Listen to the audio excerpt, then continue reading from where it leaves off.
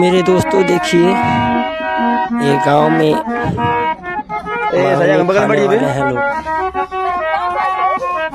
जो देखिए हारमोनियम पर कितना बढ़िया धुन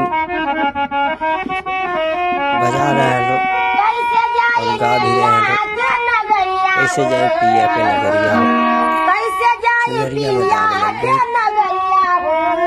मदन राय जी ने बहुत अपने शुरू से सजाया था। दोस्तों देख सकते बहुत प्यारा भजन है और अपना पेट भरने के लिए गाँव घूम करके वक्त की रोटी पाने के लिए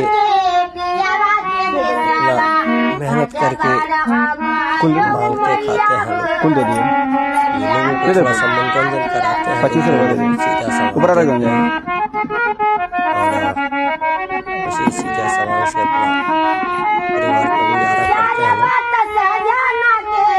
लोग। तो दोस्तों बहनी वीडियो को शेयर कीजिएगा किसी भी इंसान को सपोर्ट कीजिएगा। देख सकते हैं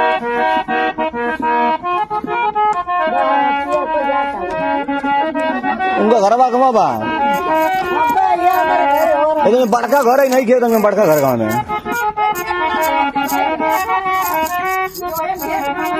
बड़का गेट सबसे बड़ा गेट वहीं से